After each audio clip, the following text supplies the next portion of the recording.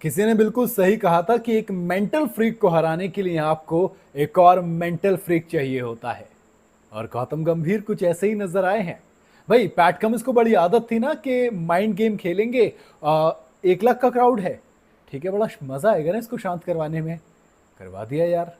फिर जब आईपीएल में आए तो बड़ा कर रहे थे, लेकिन भूल गए थे कि वो और लोग होंगे जो आपको डाउन समझते थे। इस आईपीएल के नाइट सिर्फ और सिर्फ हम हैं। गौतम गंभीर बड़ा मतलब एक अलग सा माहौल है यार। कहते हैं ना कि यार बड़े डॉन बने फिरते थे।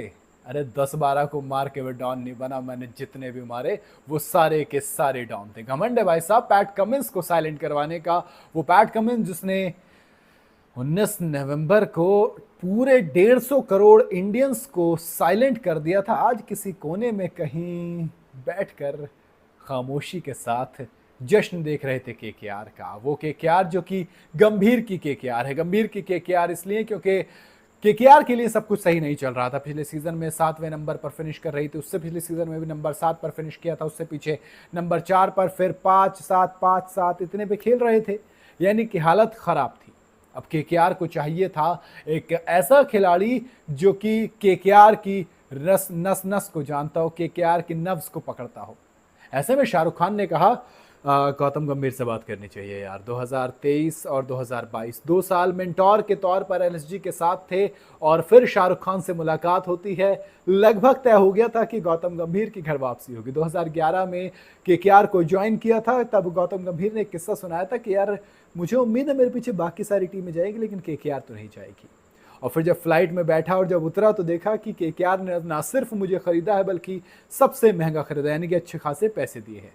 फिर कैप्टन बने, पहले सीजन खेले, दूसरे सीजन में चैंपियन बनाया, तीसरे सीजन में लीग स्टेज पर रहे, चौथे सीजन यानी कि 2014 में फिर से चैंपियन बनाया, फिर प्लेऑफ के लिए क्वालिफाई करवाया लगातार 2-3 बार, लेकिन ट्रॉफी नहीं जीत सके। फिर रास्ते अलग कर लिए। अब फिर जब वापसी हुई तो चीजें फिर से बदली।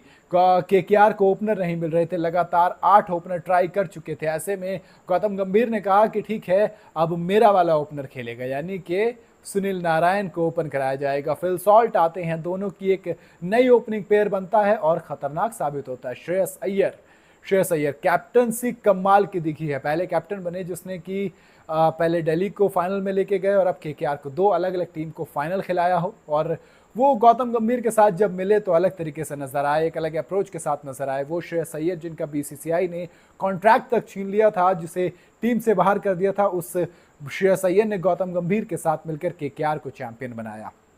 उसके अलावा हमने कई सारी चीज़ें देखी, जिस तरीके से बॉलिंग डिपार्टमेंट में अरुण भरत के साथ मिलकर काम किया गया, कमाल की बॉलिंग यूनिट तैयार की गई, कई सारे बोल्ड डिसीजंस लिए गए, जिसके अंदर मिचेल स्टार्क पर 25 करोड़ रुपए खर्च करना एक बड़ा डिसीजन था, लेकिन गौतम गंभीर ने लिया।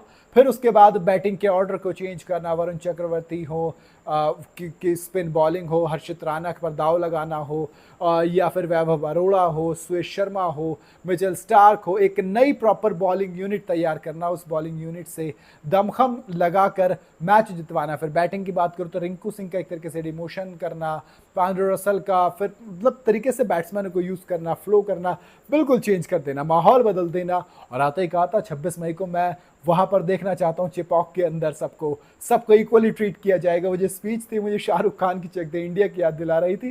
बाकी गौतम गंभीर बड़े शानदार नजर आए और उम्मीद करूंगा कि गौतम गंभीर अब जल्द ही इंडियन जर्सी में इंडिया को कोचिंग करते हुए एक बार फिर से नजर आए। मैं तो यही चाहता हूँ। बाकी आपकी क्या राय बताएगा जरूर मुझे कमेंट के अंदर।